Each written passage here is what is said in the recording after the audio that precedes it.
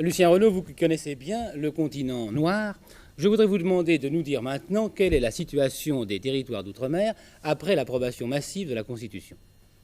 En effet, l'un des problèmes essentiels qui se posait au territoire d'Afrique, c'était la création de cette communauté franco-africaine dont on a beaucoup parlé et qui est maintenant une réalité. Eh bien, on peut serrer les questions. Tout d'abord, l'Afrique équatoriale française et ensuite l'Afrique occidentale française. En ce qui concerne l'Afrique équatoriale, il n'y avait pas de problème majeur. Il y avait sans doute quelques difficultés locales, mais des difficultés qui ont été apaisées lors du passage du général de Gaulle à Brazzaville, lorsque le général de Gaulle a prononcé son discours au Stade Éboué. Donc, à partir de cet instant, l'Afrique équatoriale française était ralliée au vu de la communauté. Nous verrons tout à l'heure justement quelles sont les possibilités qui s'offrent maintenant aux 4 territoires de l'AEF, c'est-à-dire le Moyen-Congo, le Gabon, l'Oubangui-Chari et le Tchad. En ce qui concerne l'Afrique occidentale, la situation était beaucoup plus complexe. Beaucoup plus complexe d'abord parce qu'il y a 8 territoires, que ces territoires sont extrêmement divers, extrêmement variés, parce qu'il y a aussi des personnalités politiques sans doute plus engagées et qu'il y avait non seulement des rivalités de territoires, mais aussi des rivalités de personnes et des rivalités de partis.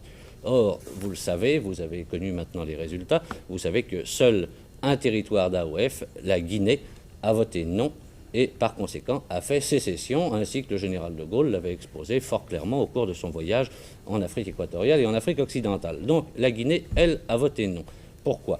Eh bien, le leader de Guinée, c'est M. Sékou Touré. M. Sékou Touré appartient au Rassemblement démocratique africain. C'était un lieutenant de M. Houphouët-Boigny, mais lorsqu'il s'est agi de se prononcer sur la communauté, eh bien, tandis que M. Houphouët-Boigny maintenait son point de vue sur la communauté franco-africaine, c'est-à-dire, n'est-ce pas, union absolument sincère entre la métropole et les territoires d'Afrique, mais sur un plan tout à fait différent, eh bien, pour la Guinée, on demandait l'indépendance pure et simple.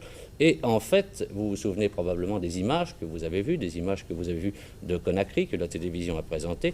Eh bien, il semble bien que l'on n'ait pas compris ou que l'on n'ait pas voulu comprendre ce qui avait été dit aussi bien à Tananarive qu'à Brazzaville, puis ensuite dans les autres territoires. En effet, la Guinée avait la possibilité de devenir indépendante puisque c'est prévu par les règles de la communauté. Il est facile d'entrer dans la communauté, il suffisait de voter oui au référendum. Il est également facile d'en sortir, puisqu'il est prévu, cela a été dit par le général de Gaulle, il est facile d'en sortir, les territoires n'auront qu'à ce moment-là en faire la demande à la communauté et en déterminer les formalités. Quels sont les choix qui s'offrent maintenant aux différents territoires ? Les choix qui s'offrent, d'abord, ces choix, n'est-ce pas, il appartiendra aux assemblées locales, aux assemblées qui sont élues au suffrage universel, il leur appartiendra de se prononcer. Donc, elles ont la possibilité d'opter pour un certain nombre de positions très différentes les unes des autres.